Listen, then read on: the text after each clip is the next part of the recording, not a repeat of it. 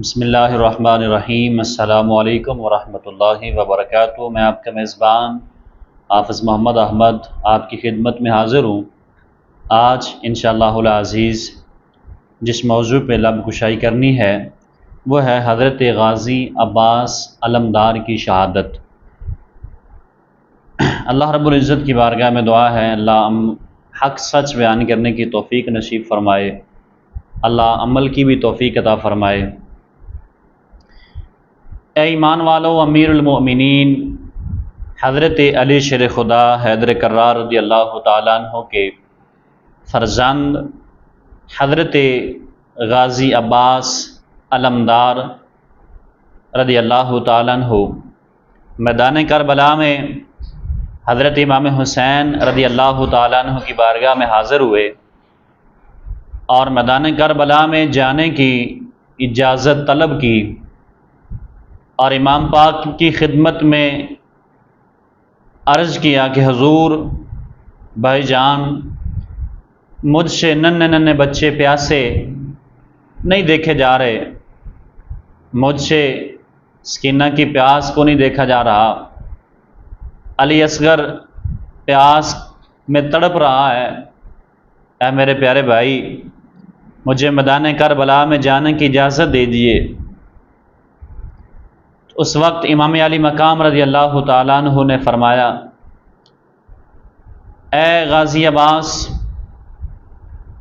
تو نے میری فوج کا علم اٹھایا ہوا ہے اور تیرے بعد کس نے علم اٹھانا ہے، تو لہذا میں تمہیں جانے کی اجازت نہیں دیتا۔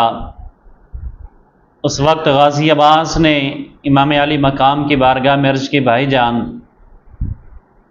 اب دنیا میں دل لگتا ہی نہیں ہے، اب میرا یہ دل کرتا ہے کہ میں بھی میدان کربلا میں شہید ہو کر علی اکبر کے پاس پہنچ جاؤں، قاسم کے پاس پہنچ جاؤں اور کے پاس پہنچ جاؤں۔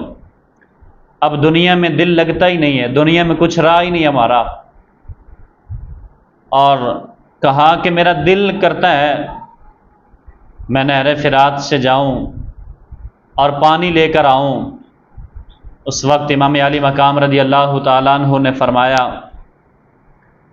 کہ یہ کیسے ہو سکتا ہے کہ میں تمہیں اجازت دے دوں اور تو میرا بھائی ہے۔ آخر کار غازی عباس نے امام حسین کی بارگاہ میں عرض کی کہ بھائی جان مجھے جانے کی اجازت دیجیے۔ کئی بار اصرار کے بعد حضرت امام علی مقام نے حضرت غازی عباس کو اجازت دی، تو حضرت عباس علمدار ایک مشکیزہ لیا اور اپنے کندھے پر لٹکایا اور گھوڑے پر سوار ہو کر میدان کربلا میں آپ روانہ ہوئے۔ یزیدی فوج کے سامنے پہنچے اور تمام حجت کے لیے بیان فرمایا، یزیدیو،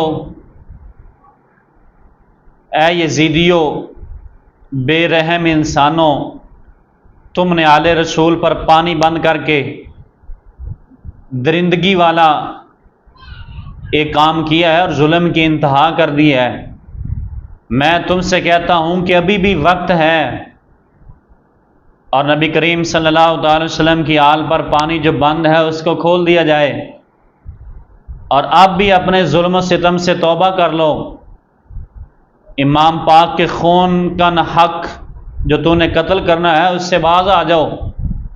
یہ دنیا فانی ہے مگر آخرت ہمیشہ کے لیے ہے۔ دنیا میں تمہیں اسٹیٹس ملے گا، دولت ملے گی، مگر وہ کب تک چلے گی؟ مگر یہ جو تم ظلم کر رہے ہو اس کی سزا تمہیں دنیا میں بھی ملے گی اور آخرت کے اندر بھی ہمیشہ ملے گی۔ اور رسول اللہ صلی اللہ تعالیٰ علیہ وسلم کے پیارے بچوں کی اس طرح پیاسا نہ تڑپاؤ، یہ نبی پاک صلی اللہ علیہ وسلم کی آل ہے۔ گرامی قدر حضرات، بے رحم کوفیوں کے سینوں میں لگتا ہے دل نہیں تھا بلکہ پتھر تھا، پتھر کا ٹکڑا تھا۔ حضرت غازی عباس نے تقریر فرمائی مگر کسی بھی یزیدی کے دل پہ اس کا اثر نہ ہو سکا۔ بے رحم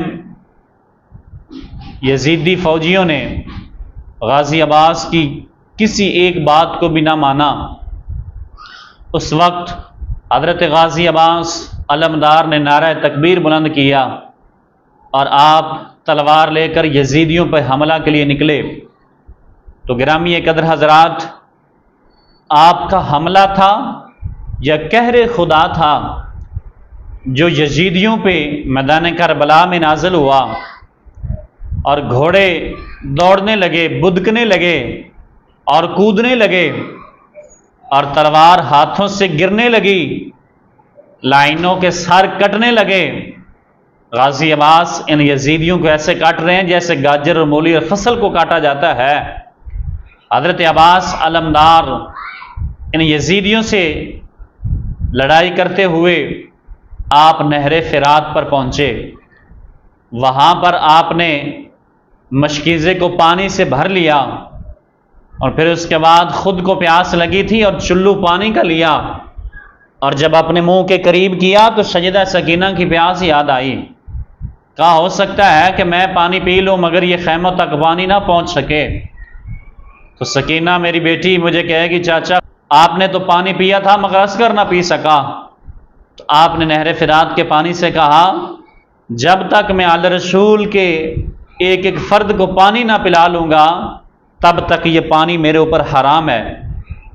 تو گرامی قدر حضرات، پھر اس کے بعد آپ جس گھوڑے پہ سوار تھے اس گھوڑے کی نکیل کو پکڑا اور کہا کہ تو پانی پی لے، مگر اس گھوڑے میں نے بھی پانی نہیں پیا، اور آپ نے گھوڑے کو پانی پانے کا اشارہ کیا مگر گھوڑے نے پانی پینے سے انکار کر دیا۔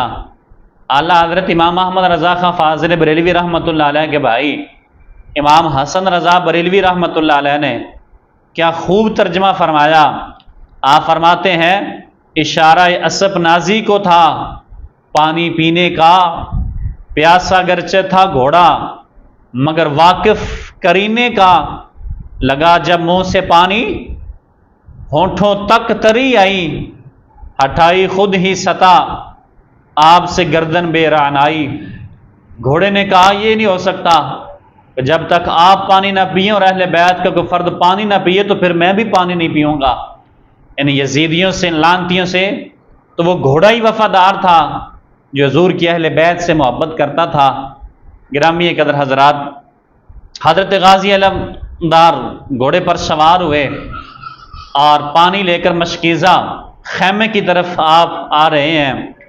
ابن سعد نے اپنے لشکر کو للکارا اور کہا خبردار اگر یہ مشکیزہ پانی کا امام پاک کے خیمے میں پہنچ گیا تو شیر خدا کے شیروں نے اگر یہ پانی پی لیا تو تم میں سے کوئی بھی یزیدی زندہ نہیں بچے گا، لہذا اس پانی کو خیموں تک نہیں پہنچنا چاہیے۔